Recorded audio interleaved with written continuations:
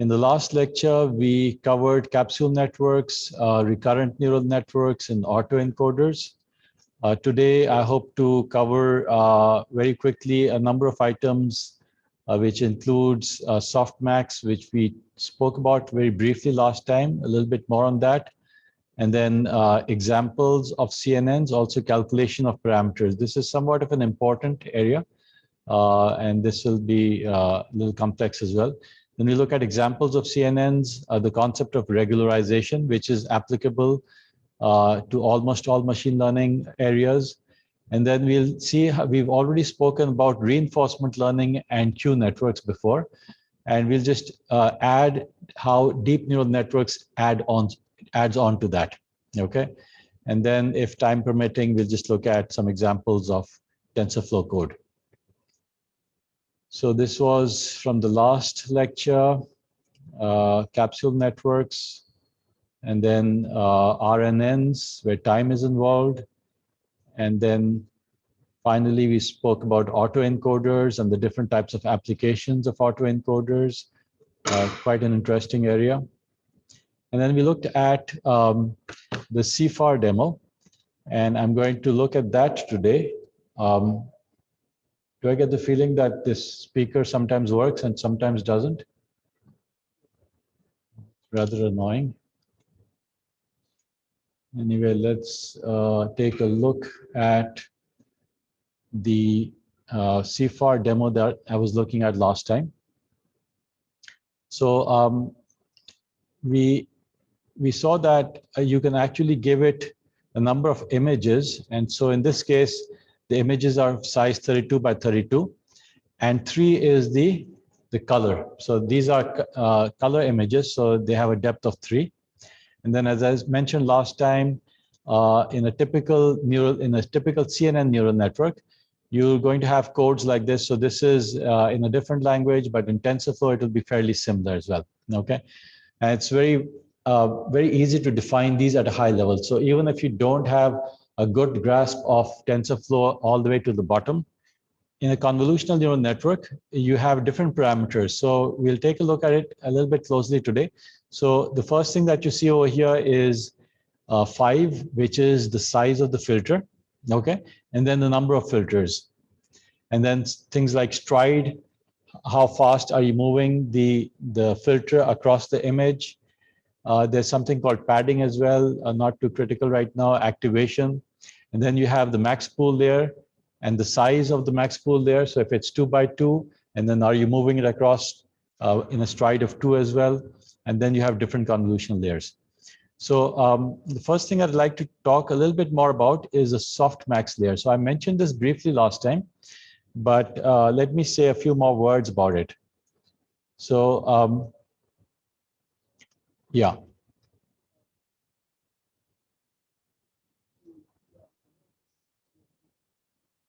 Shall I go back? Yeah. Yeah. Yeah. So yeah. Pooling basically reduces the size of the image. And then we're doing, yeah. Yes, so we're doing, so as you see this, so let me just show this to you. This is the original size. So it's showing you the activation simply is the output of that particular layer, okay? So you can see that the input is 32 by 32, okay? And as you go forward, at some point when you're applying, this is the ReLU, which doesn't change the size. So here max pooling is being applied. So all of a sudden you see that the image size has been reduced by almost half, okay? So, and we'll go across this.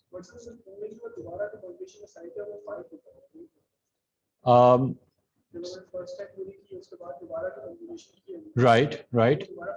Yes, so you can, so in every convolution layer, you can decide how many filters you want and what the size of the filters. That's an architecture, okay? So as architects of a neural network will decide how many filters to have and what should be the size, okay? And you can play around with those and how many layers as well, okay? So those are completely up to you. And once you've defined those, then you can see how the system will work, and we'll look at that, okay? So these are the inputs. These are what defines the neural network. So let's take a look at the softmax layer, which is the final layer of this network. And right, so this was okay. So basically, if you remember, when you're looking at the classification of images, I gave you this particular example where we had an image which had an upwardly sloping line, right? And at the end of it, we got two numbers. Y1 was 0.5 and Y2 was 1, which basically indicated that Y2 was larger and hence it was a upward sloping line as opposed to a downward sloping line.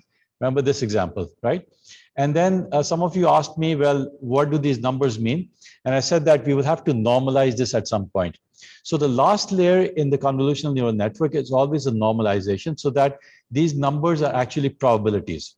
So now if you think about the way, what would be the most simplest way of converting 0.5 and a 1 into probabilities so that the sum comes out to be equal to 1? What would be the most trivial way to do it? So you could simply say 0.5 divided by 0.5 plus 1, right? So that's one way. And the other one would be 1 upon, this would be 1/3, I think, and 1 upon 1.5, which would become 2/3, right? And 1/3 and 2/3 sum up to be equal to 1. So that would be the most simplest way of converting these into a normalization so that they're probabilities. So you could write this equation as follows. So you have different outputs. So here I'm looking at an example which 3 outputs, okay, Y1, Y2, Y3, and let's say the numbers are also coming out to be 1, 2, and 3. So in that case, you would simply take 1 divided by the sum of these, and it would become 1/6, 2/6, and 3/6, right? So that's the trivial way of doing it. Now, the softmax layer is slightly different, and it uses a different equation. And here's the equation. It says that instead of using just yi divided by the sum of yi's, I'm going to take the exponent of that, okay? I'm going to simply take e to the power yi, okay? And sum over e to the power yj. Now you might ask why we're doing this. So I don't want to go into too much of the mathematics because it'll take a lot longer time, but let's just take a look at the result of that. So here what you're seeing is I've applied it to the same case. So e to the power 1 is 2.7, e to the power 2 is 7.4, e to the power 3 is 20.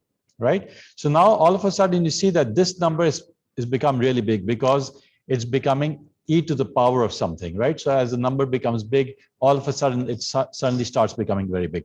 So as a result of this number over here dominates, okay, the rest of the other two numbers. So instead of this being just 0.5, this becomes 0.67. So it's larger. All right. This number, the smallest number, becomes smaller. Instead of being 0.17, it becomes even smaller. So as a result, what you're seeing is that it's sort of stretching the numbers, and what it's doing, it's emphasizing the larger one. Okay. So if there are 3 people, slightly different in heights, what you want to do is you want to select the one which is the tallest. We're trying to select one of them, right? So what you want to do is make sure that the one which is the biggest gets really big, and the other ones are sort of de-emphasized. And it also has some other advantages. If you look at some of these other examples, so here was the original example, 0.67. Now I'm making these numbers yi. These could be negative as well. Okay, there's nothing about this example over here which says that they have to be positive. Okay, these filters could also come out to be negative. So remember, these are weights. This is being learned using a neural network. So these numbers could come out to be negative. You remember that in the examples that we've seen before of ANN, the outputs could always be negative.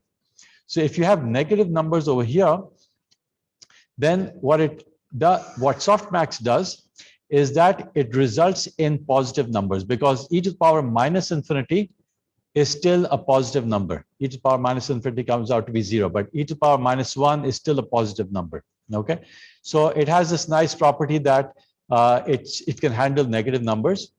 Another nice property is that if you change the base, so for example, instead of 1, 2, and 3, you change it to 101, 100, and 203, right?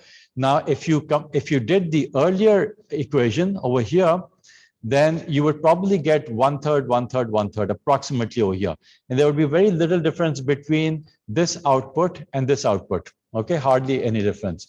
And if you do something which is slightly random, then you might select the wrong output instead of the correct output. So you want to emphasize the one which is the largest.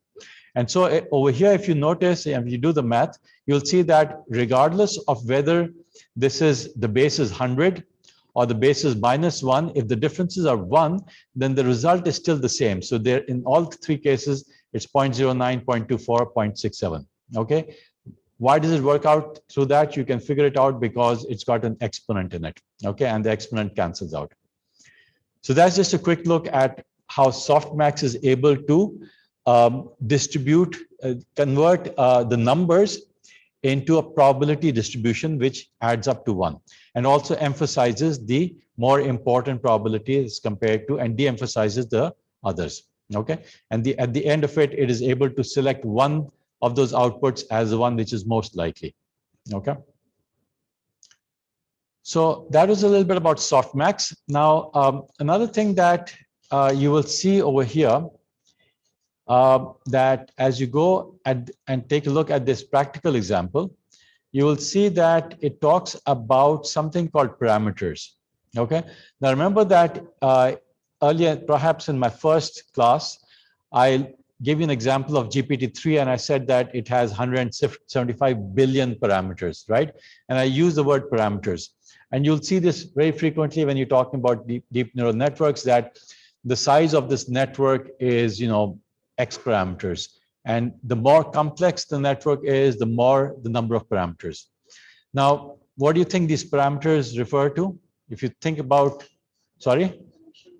the connections, right? So those were, as I said, when you're talking about the biological neural network, those are the synapses, the connections. Now, in an artificial neural network, what were they corresponding to? What do you think the number of parameters? The parameters are basically what are being trained, not the fixed things, but how many parameters you actually have to train. So what are we training in a CNN network or even in an ANN network? Weights, right? So basically the weights correspond to the parameters. So it's just another way of saying the number of parameters are basically equal to the number of weights. Okay. Now, in a normal ANN as opposed to a CNN, the number of weights is fairly easy to calculate. Okay, because you've got the connections and you can see that, for each connection, there's a weight. Okay. CNN is a little bit more complex. And so I'm going to spend a little bit of time trying to show you how the actual CNN parameters work. Okay, and so you have to pay a little bit of attention over here. It's a little tricky. Okay, so this shows you what a real convolutional neural network is typically depicted as. Okay, if you look at pictures, if you look at any research paper, this is how they'll show you. So these are the things which will be given, or these will be the architect's design. Okay. Well, first of all, you'll have to decide what is the size of the image. Now, if the image is very big, you might, if you don't have the ability or the resources to be able to handle such a large image, example is, a typical image could be 1,000 by 1,000 or, million by million or what have you, and you don't have the resources. So what you can do is you can already reduce the size by some mechanism. Okay. So let's say the input sizes are W1 by W1. Okay, and let's assume that they're square images. Now, if it's a color image, then it will also have a depth. So D1 will be referred to as the depth of the image. Now, as I said, the number of filters will be your decision. If you make the number of filters too big, the resources will be required will be more complex. The number of parameters will become larger, and it'll take longer to converge.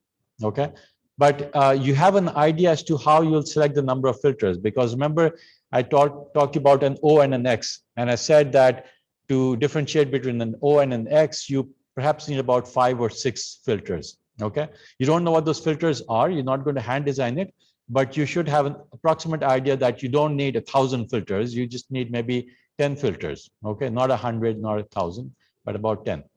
So you can decide how many filters you want. And you can play around with it in a typical network. You can make it larger and see. And a lot of, as I said, in deep neural networks, it's a lot of art. You just play around with different numbers and see how the results are. So you can decide the number of filters. Now each filter is, let's assume it's going to be a square filter. It's going to be f by f. Okay, f is going to be the size. The next question is, what should be the depth of each filter? So we're going to have in addition to the number of filters, which is going to be your decision, what should be the depth of this filter? Any thoughts? So remember, what we're doing is we're taking this filter and we're applying it to one portion of the original image. Now the image is three-dimensional, so it also has a depth. So it should be D1, right? So the filter also should have a depth. Okay, so we're going to make it D1 in size, the same as the depth of the original image. Okay, so this will be D1.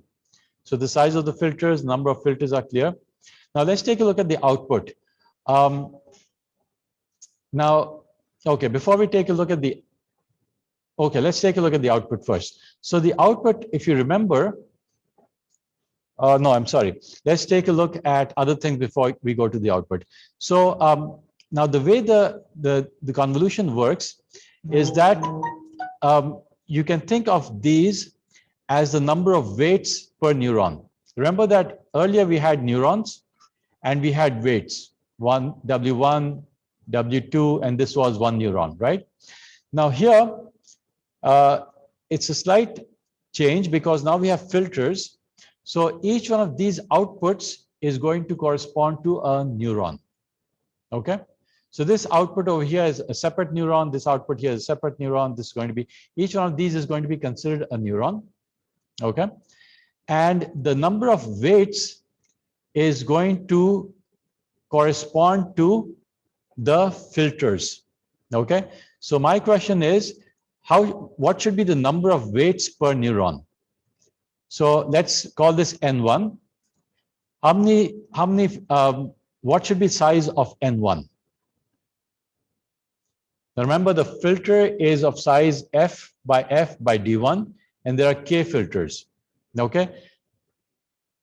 So what should be the number of weights per neuron? How many things does it connect to? Will it depend on the size of the input? Will it depend on the size of the filters? Size of the filters. So that's a good guess. And if that isn't a guess, hats off to you. Okay. So yes, it's going to be, it's a little confusing. So some people might say, well, it depends on the size of the input, but it doesn't, because what you do is basically you take the filter and you place it over here. All right. And so at any particular point when you're calculating this, you're not looking at the size of the entire input. You're simply looking at the size of the filter. Okay. So what should be the number of weights per neuron? Now you've already said it's going to be the size of the filter. So now answer the rest of it. F into D1. Excellent. So that's the right answer. Basically, because for every one of these is going to connect to every point on each filter. Okay, so there's going to be F squared points, F squared individual weights for each filter. And then there's going to be a depth as well. So there's going to be a total of F squared times D1 weights which have to be trained. Okay, per neuron. Okay, so this is per neuron. This is going to be, so it's already coming out to be fairly large, right? So if the filter is 3 by 3 by 3, then you've already got something like 27 or so weights. Now the next question is, how many neurons should there be? So as I said, each one of these is a neuron. Okay. So if let's say the output size is W2, which I haven't told you what it is, but let's say it's W2 now. Okay, before we do that, what should be, how many layers deep should the output be? So in other words, what we're saying is that if you look at my diagram, hopefully that's clear to you. This particular point over here is based on this filter being applied over here. Okay, and the kth filter is corresponding to the kth layer. Okay, so each one of these, when it's applied to a different portion over here, then it will contribute to the same layer, but a different portion of that layer. Might be confusing, but think about that a little bit further. But basically, each one of these layers is now going to correspond to, this is what you need to understand, is going to correspond to a layer over here. Let me repeat that. So this image, when it's applied, this filter, when it's applied to this entire image, will result in one output over here. Okay. Another filter, when it's applied to this same image, is going to create another filter, is going to create another output, a different layer in the output. Okay. Since there are k filters, it's going to result in k separate layers in the output. So even though the depth over here was D1, the depth over here is going to be k. Okay. So now the image is somewhat different. Now you've understood the depth of this image. So the output is going to be, what's going to be this over here? This is going to be k. Okay. Now the next question is, what is W2? What is the size? What should be the size of this? Okay. Now think about how we calculated this. So every time, remember that let me draw it over here. We had, let's say, a 4x4 input image, and we applied a 2x2 max pool. Okay. And we did a stride of 2. Okay. So what was the resulting output? What is the size of this? Max pool, 2x2, and also stride by 2. And the input is of size 4. Do you remember that? What is the output? So basically what that did was it applied this filter over here. Okay, it got one value. Then it did a stride of 2. It applied this filter over here. It got another value. Okay, so the output size was 2x2. Okay, so this was 2x2. So, so the output size W2 will depend on the input size. Clearly, the larger the input size, the larger the output. So it's clearly going to depend on, it's probably going to be somewhat linear in it. So let's say W1. So the larger W1 is, the larger W2 is going to be. Now, how about the stride? If the stride, as I said, is 2, then it becomes halved, right? If the stride is 3, then it becomes 1/3. So how should it be proportional to S, the stride? Will it be multiplied by S plus S minus S divided by S? Divided by S. Okay, very good. So it's going to be divided by S. So clearly the larger the strides, the smaller the output. Okay. And if you think about it, if the filter is big, then there's also going to be a reduction based on the filter. So it's actually going to be based on this, and there's some other value as well. So this is basically how it's going to be. I'm going to be assuming that the padding is 0. But basically, this is what the equation is. It's not very critical, but basically what it's saying is roughly it's proportional to W1 and inversely proportional to the stride size. Okay. So this is going to be W2. It's going to be based on the size of the strides and the size of the filters and the size of the input. Okay. So now how many neurons are there going to be in the output? So as I said, each one of these is a neuron. So how many neurons are there going to be? And this is of size W2 by W2 and a depth of K.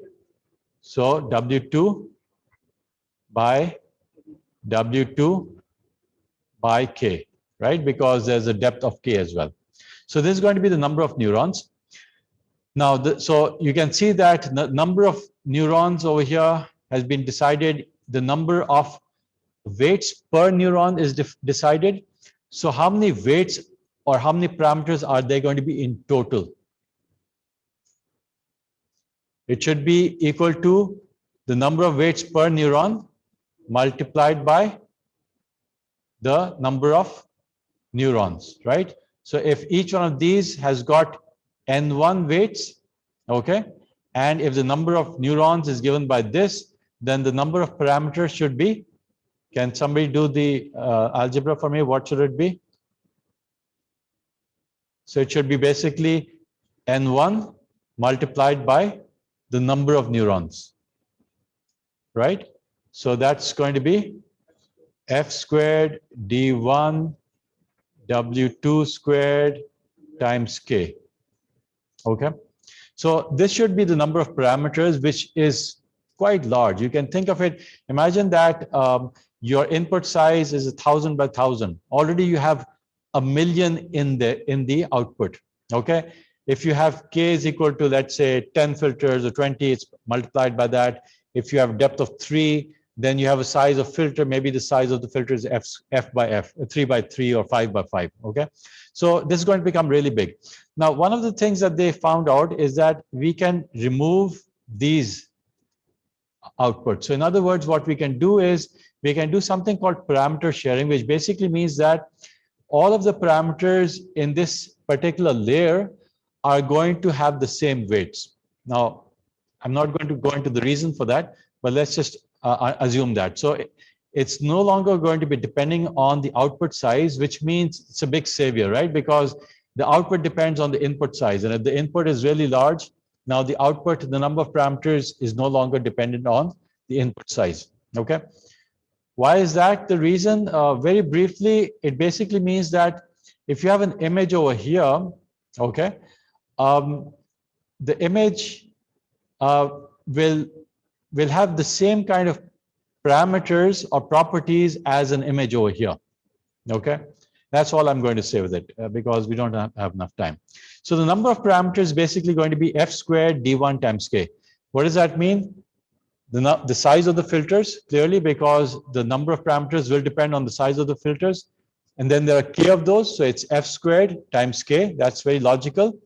Times depth, because there is a depth to each one of those. So it's basically dependent on completely on this portion. F squared times k times the depth, or f squared times the depth times k. So that's how you calculate the parameters. There's also a constant over here, which is, you know, the bias, but let's assume that's a very negligible portion. So now that you understand the number of parameters, let's see if we can calculate the number of parameters in this network. Okay. So as I said, the first layer consists of 5 by 5. So it's the filter size is 5 by 5. Okay. How many filters are there? 16. Okay. So what should be the number of parameters? And it's a color image, right? So can just somebody, don't calculate it, just tell me what the math is. It's going to be size of filters, f times f times k. So it's going to be 5 times 5 times 16 times 3, which is the depth because it's color size 3. So let's just see if they've calculated correctly. So you can see it's 5 times 5 times 3 times 16 because they've chosen 16 filters. Okay. The output, the number of outputs over here, you can see that they've shown the image as a W2 by W2, and they've shown for each one of the layers output, they've shown a separate image. So the number of layers was equal to the number of filters. Okay, the number of filters here is 16, so you can count that this is a total of 16 outputs that they're showing. Okay, and these are called activations. Okay, there's also something called gradients being shown over here. The gradients, as you can imagine, because you're going to do gradient descent and backpropagation, gradients are also being used as you go along. So you've got an idea of the number of activations and the number of parameters. We can keep going forward, but it's basically a repetition. But let's just do one more. What should be the number of parameters in the next layer? Okay, so now the size is 20. And sorry, the filter size again is 5 by 5. So again, in the next layer, you're applying a 5 by 5 filter. The number of filters, k, is now 20. So what should be the number? What should be the number of parameters here?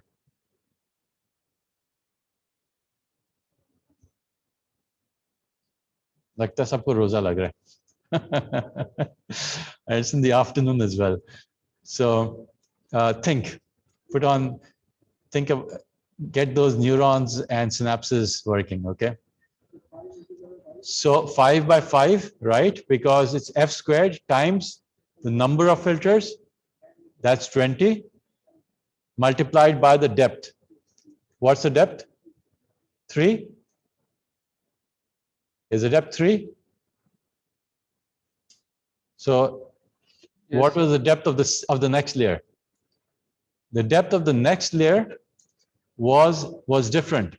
It wasn't the same as the depth of the first layer. Okay, so this depth and this depth are not the same. This depth depends on the number of filters. Okay, so the next layer should have the number of parameters should be 5 times 5 times 20 times the previous number of filters. Okay, so let's just double check that if it's coming out to be right. So 5 times 5 times 20 plus times 20. Okay, and plus 20 is the biases. Okay. So this is all that I want to cover in this particular example. We've already looked at the rest of it. Okay, so number of parameters is good to get a grasp of, because that also gives you an understanding of the actual working of the CNN. Okay, because you can see how the neurons and the weights fit in with filters and the different layers of the image. Now, let's just look at some examples. Remember, I showed you this picture in the first lecture of the course, where we talked about the different types of neural networks that were in use, different types of CNNs that were in use, and we looked at the error, how it was going down, and 2012 was the the important date where all of a sudden, instead of from 25% of error, you went down to 16%, and that's where people actually started paying attention to deep neural networks. And after that, everything else has been, there's been no looking back since then, more or less. So if you look at some of these large-scale neural networks, deep neural networks that have been used, so this one is called AlexNet. This, I think, came out from the University of Toronto people. Then there was GoogleNet. There's another one, VGG. A lot of students, when they use examples, you can actually download many of these. So VGGs, these were developed by Oxford, and they have different number of layers, for example, 19 layers and so on. You can very easily download this entire trained network. Okay, so imagine all of those weights have been trained on a large number of realistic images. And if you can get those weights and those are freely available to you, then you can simply use that to classify your own images. Okay, you don't have to spend months and months of on a small computer to actually train those weights. Okay, that's the beauty of deep neural networks, if people are willing to share the networks and their weights. Similarly, there's another one from Microsoft. It has 152 layers and uses something called residual nets. We won't talk about that, but this is another type of CNN. Okay, and these are different ways of looking at these neural networks. You can look at them over the years. Some of the best ones, which have got the most accuracy lately, well, up to 2017, were this Inception. I think it's coming out from Google. Now you notice that there are three things being depicted in this graph. There's a total accuracy, so the higher the better. Okay, so you can see that Inception over here is doing pretty good in terms of accuracy, one of the highest over here. On the horizontal axis is showing you the number of operations, gigaflops. Okay, giga operations. So the more complex, so if you compare this network with this, clearly this should be better because it's actually less time consuming and it also achieves almost the same accuracy. Okay, and the size of this radius gives you the number of parameters. Okay, as I said, parameters are also important. So you can see this is 155 million parameters versus this is only 5 million parameters. So as you can see over here, as you get more and more accuracy, you need to have larger and larger number of parameters. That's how things go in deep neural networks. And that's why GPT-3 today has 155 billion parameters and it keeps on getting more and more. Okay, as opposed to about 155 million. So it's already gone a long way further. So this is a depiction of AlexNet. This is how it will typically show you. These are the different layers, and they use different computers or processors to break things up. And these are the output layers. These are fully connected, typically softmax and so on. So that gives you an overview of the kinds of examples of CNNs that we've looked at. Now let's take a look at another topic which we briefly touched upon earlier, and that is the topic of regularization. Okay. Now, does anybody recollect me using this term? What do I mean by regularization? And this particular image figure might be able to, remind you. So the issue was that sometimes you have the issue of overfitting. Okay. And overfitting happens when you perhaps train for too long. And even though the training loss is becoming lower and lower, but the test loss actually is becoming larger after some point. Okay. And you can see that over here, this is the point where you've started to overfit. Okay. And you're having very good, you fine tuning the weights far too well. And you're fine tuning it to those particular images that are being used as training. Okay. And when you actually give it test cases, those weights are not going to work out properly because they're too fine-tuned to those particular images which were being used as training. So if you want to regularize basically means that you want to generalize the results. You don't want to have the weights too specific, and you want to avoid the situation that the test loss actually becomes larger than the training loss. So if you're looking at this training period and you start over here, let me just stop this buzzing.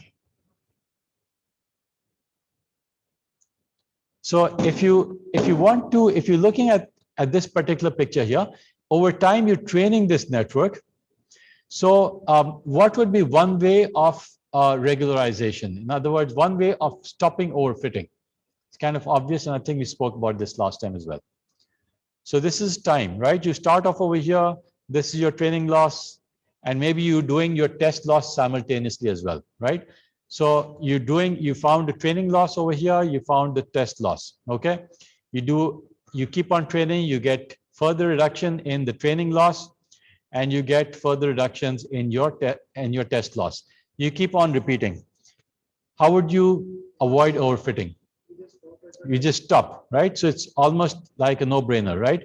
You simply stop over here, but what is required is that you're continuously looking at both the training loss as well as the test loss. So what do?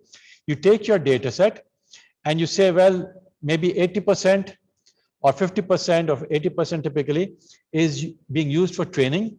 And I'm going to reserve 20%, not for the training, but for the testing, okay?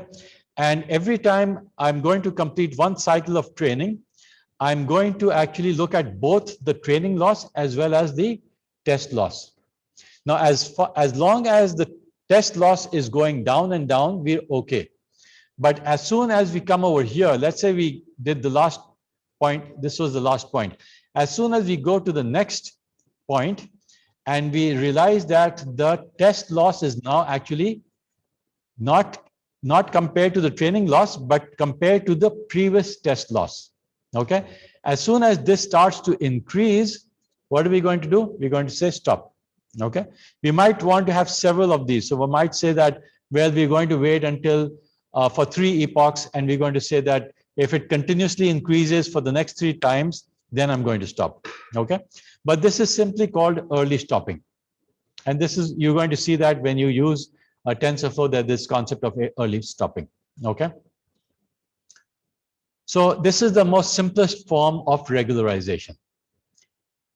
Now, could you think of other ways that you could regularize the neural network? Now think about this as your one example of your neural network, right? It's got a bunch of inputs over here. It's got a bunch of weights. It's got a bunch of neurons, okay? Now, what you want to do is you want to make sure that these weights that are being trained don't get too fine-tuned. They don't get too particularly dependent on a particular image or a particular set of images.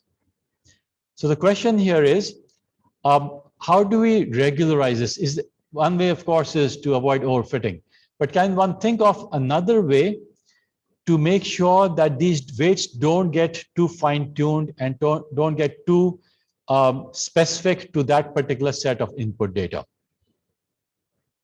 Sorry? So by feeding it the wrong data, okay, that's, you're thinking along the right lines, because basically what you're saying is that I want to, I don't want to make it very specific to that particular set of input data. So I'm going to give it some wrong data. So that's, maybe it might work out, okay? But if you give it very wrong data, let's say you're training it on certain, you're basically training it. So the question is, by wrong data, what do you mean? Okay, because basically what we're saying is, let's say we're training it on 10 different, on thousands of images, and we want it to classify between one of 10 categories, as in CFAR 10, okay? That those 10 categories are birds, you know, kangaroos or elephants, or, you know, 10 different categories, trucks, cars, and so on. Now, by giving it a wrong data,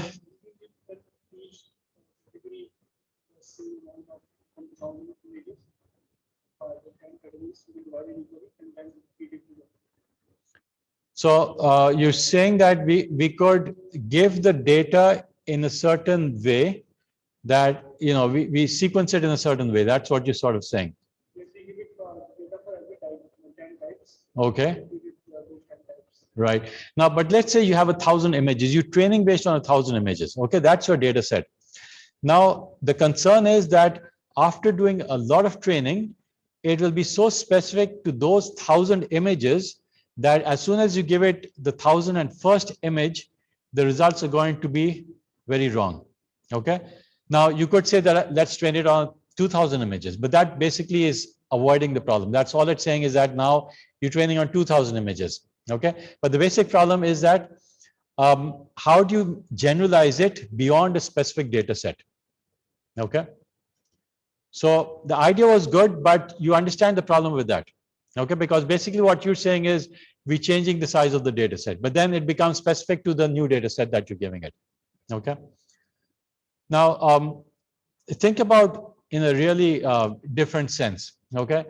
Now imagine that you're working, you guys haven't worked in a company, so you may not be able to relate to this, but let's say in a good company, people are, you know, let's say you have a CEO and he's dependent on his 5 direct reports, his 5 vice presidents. All right, he's the president of a bank and he's got 5 vice presidents. Okay, now those 5 vice presidents can be thought of as the weights in this neural network.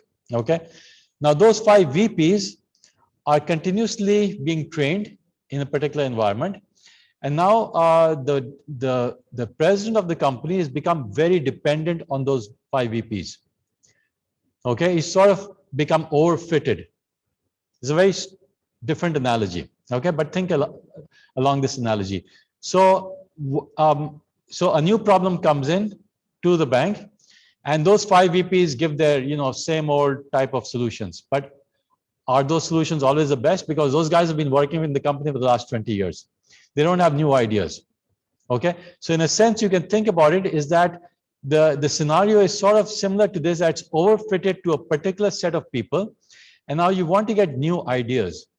Okay, so what do you do in the company? Well, think about it. One of these days, hopefully, you're going to become a CEO of a company. So you could hire, you could fire them. It's kind of drastic, all right? So I know general director used to do that. 10%, 20% people used to get fired every year. It's not a very good HR policy to fire people just because you want change, right? I mean, somebody could say, why are you firing me? What wrong did I do? I served you for 20 years. Okay, what else could you do? Sorry? You could take in more, so you could rotate them, right? You could basically say that, well, these 5 people are now, I'm too dependent on them. But the problem is that these are vice presidents, right? So you can't really, where would you rotate them? You can't make them at a very junior level because, you know, they'll get offended. So what other ways can you think of? And this is sort of another way of thinking about real problems. Sorry? More training. So you got, so what do you do? When you're training them, what are you doing? Yeah. So one way of training is that you send people on forced trainings. Okay. So I used to work for a bank, and people used to be good banks always go for, you send people, and there are two reasons why you send people for training. One is so that they learn new things, and there's another reason as well, a hidden reason. If one of those five VPs is gone for a month, what's going to happen?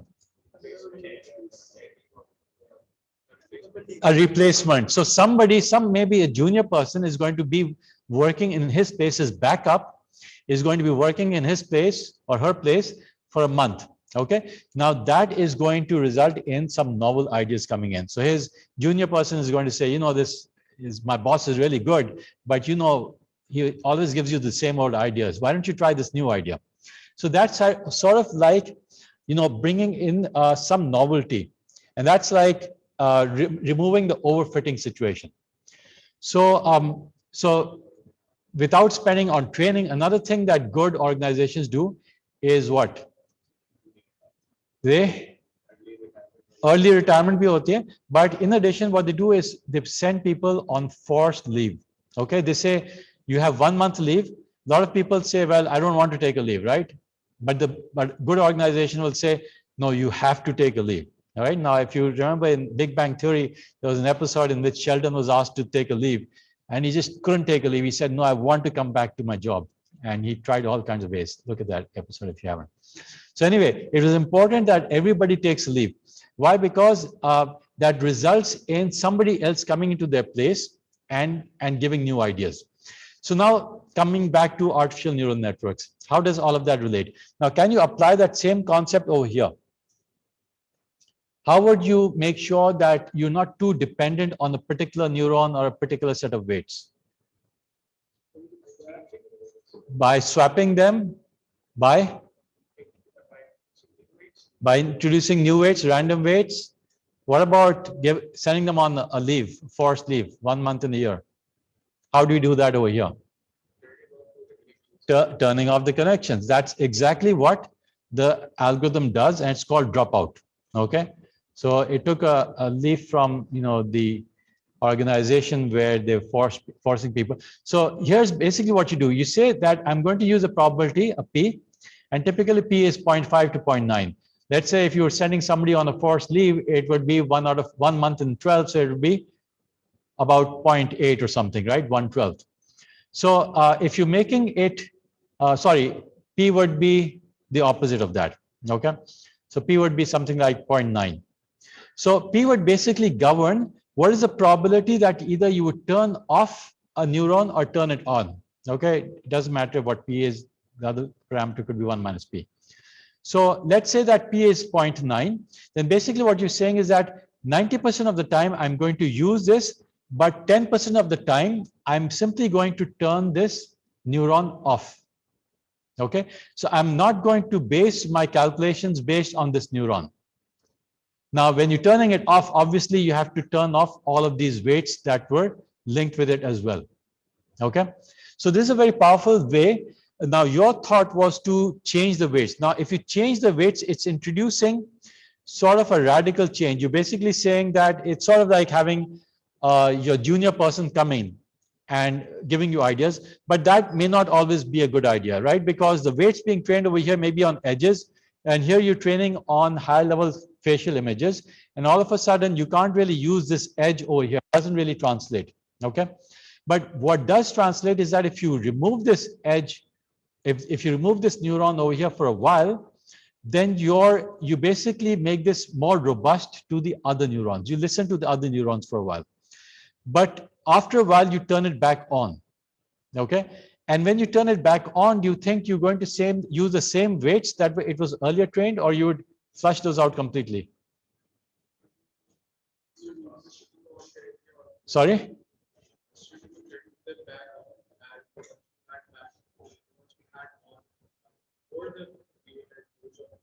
Yeah, so we could, so with randomly, we're going to turn some of those off, right? And then after a while, we're going to turn them on again.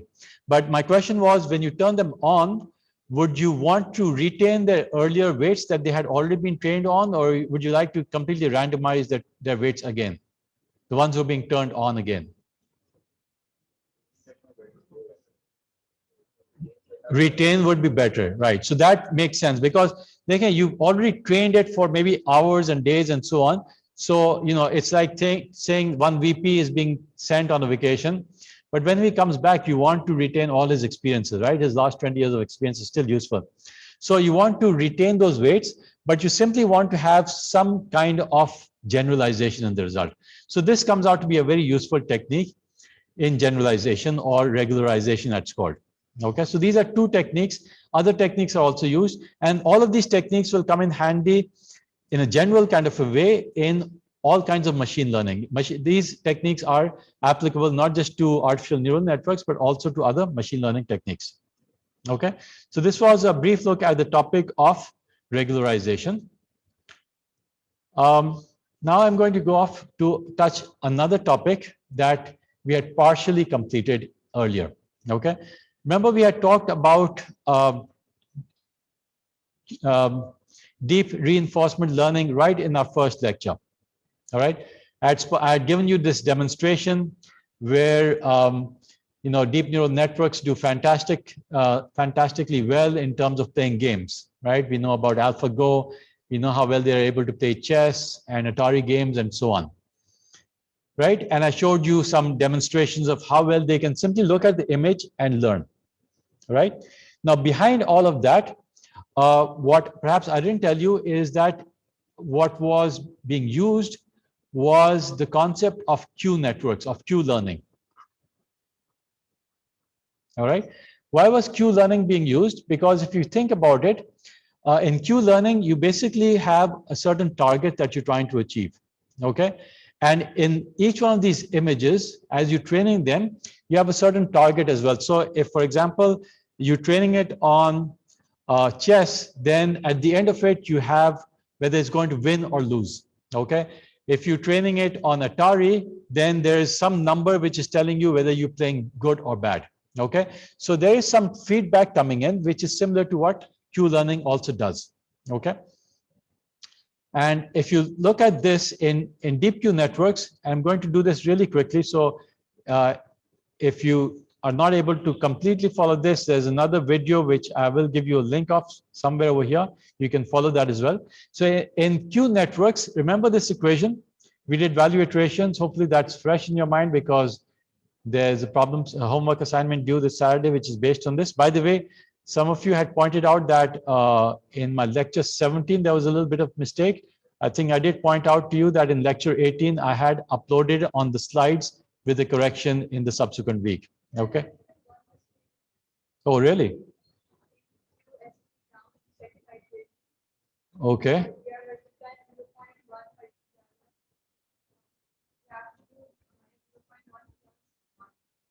Okay, I'll look at this.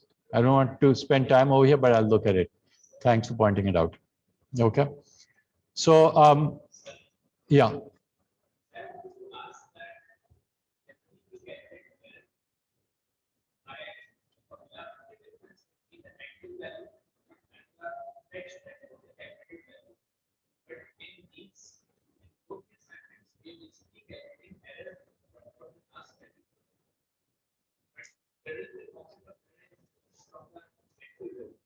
Right. So this is the beauty of Q learning.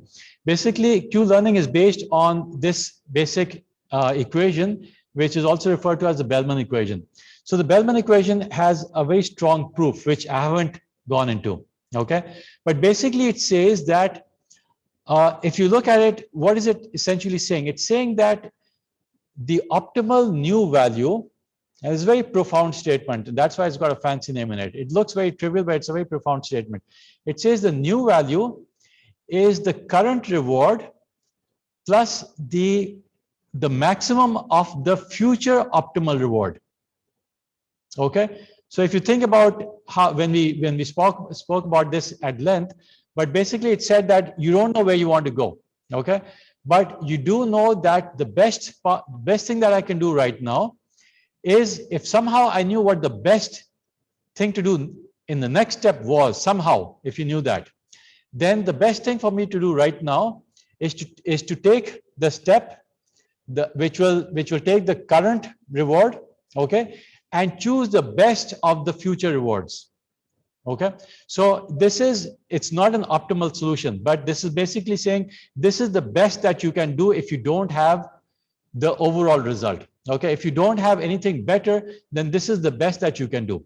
And this will, of course, this will essentially converge to a solution.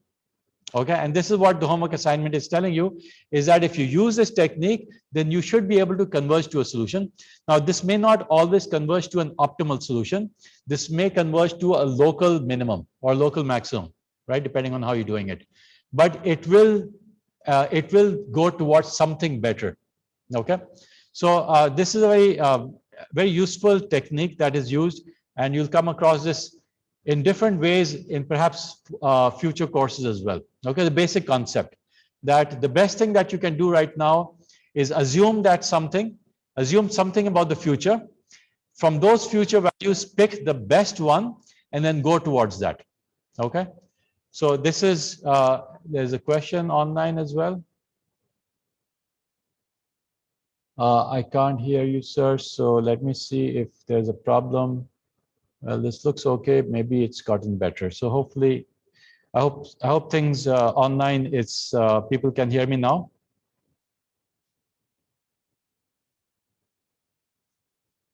Okay, I will take that for a yes. So yes, okay. So so this is what the value iterations were doing that we saw earlier. Okay, now the next issue is the following issue.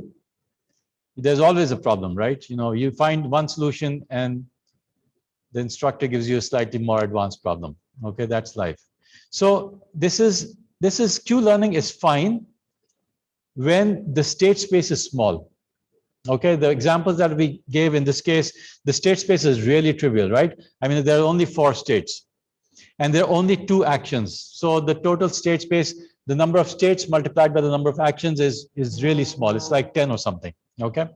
But imagine, as I gave you the previous example, suppose that you're playing one of your favorite video games, and you have a very complex board, and there are thousands of possible actions that you could do, and the entire state is very complex, right? The entire state could be described in a million different ways, okay? Or if you think about chess, then the number of the states is very complex. The number of actions is also very complex. So when you have a very complex state space, then if you use this algorithm, it will become extremely complex, right? Because this here, the number of states, the width of this would become extremely large. It could become millions or even billions. Okay, so if you have a very large state space, imagine how long it would take you to calculate each one of these value iterations. So when you can't do it exactly, what you need to do is you use, well, what do you do? Okay, so the last 5 or 6 lectures I've been talking about neural networks. So I presume now you can guess that we're going to use neural networks to the rescue. Okay, now neural networks can, in a sense, be described as what? As I said, that if you think about neural networks in a very general sense, they take inputs and they take outputs, and they have some kind of an estimate of what the output should be. They take inputs and they basically try to reduce this error. Okay, so eventually what you're trying to do is you're taking a certain input and you're trying to predict the output. Okay, you're basically trying to say, I want this neural network to be something, some function, which can very accurately map the input to some desired output. Okay, so this can also be thought of as a universal function approximator. It's sort of like one of those, remote controls which you can control. You remember those remote controls which you can get in the market, and you can just train them to actually work with any equipment. So they could be trained to work with your TV or with your AC or what have you. Okay, all you have to do is program them. So there's sort of a universal remote control. So this is sort of similar to that. It's a universal function approximator, and all you need to do is give it enough inputs and outputs, desired outputs, and it somehow gets trained. Okay. So now if we try to apply this to a deep neural network, and what we want to do is we want to take the inputs. So let's look at this. So what we're trying to do is the states are being given over here. Okay. And what we're trying to do is for a certain state, if we go back and we apply this neural network, what we're really trying to do is we're going to try to get an approximate value for the Q values. Okay, remember the Q values over here are very difficult to calculate. So we're going to try to use a neural network to calculate the Q values. Okay, so now let's take this thought forward. Okay, so let's say you have an image and we're trying to calculate what are the optimal Q values for it. So let's say if you want to be able to decide whether you're playing a game and you want it to, well, let's say the previous example where you had simply 4 states, okay, and your possible actions were up and down. So in this case, what should be the outputs be? And what should the inputs be and what should the outputs be? Okay, you're trying to approximate the Q values. Okay, so think about this. Here we're trying to approximate it based on a certain equation, right? Now let's assume that we're not going to use an equation. We're going to instead try to use a neural network to determine the next value. Okay, so how many values do we want to approximate? How many? What should be the dimension of this be? Sorry, it should be 4, right? It's sort of given over here as well, but that 4 is based on, it's a multiplication of the number of actions and the number of states over here. So in this case, it so happens to be 4 as well, right? So you've got S3 and S2, and for each one of them, you've got 2 possible actions. So this is sort of depicting this example. So you've got 4 possible actions. So you could say that for a particular, let's assume that it's slightly different. We're giving it 1 state. We're not giving it 4 states at the same, 2 states at the same time. We're giving it 1 state, and we want it to predict for each one of the possible outputs, for each one of the possible actions, what should be the Q value be. Okay, so we're basically going to take, let's say for S3, we give it S3, and we want it to approximate this value and this value, the value of Q going up and Q going down. Okay, and all we're going to do is, instead of using the equation before, as you were doing earlier, we're going to now replace that equation with a neural network. Okay, so far so good. But the bigger question is, so you've got the output, but remember we also needed to have some labels. Okay, we wanted to have some labels which would actually tell us what the desired output is. Remember, in every time you do gradient descent, you need certain input and you need some label data because it's supervised learning, right? But so the question here is now, what should be the labels? And this is the tricky part. You know, you're trying to determine the Q values, but you don't know what the desired values are. Okay, so how are you going to train a neural network when you don't know what the desired values are? So how are you going to calculate the loss? Right, so the loss is basically y hat. The loss is basically y hat minus y, right? So we could assume some value. Now remember, what can we do is, what's the, I was saying that this particular equation seems to be the best that we can do. Okay, so just think about it. The best that we can do right now is in fact the Bellman's equation. Okay, so the best that we can do is actually use this equation to say that let's use this equation and train based on the equation, the Bellman equation itself.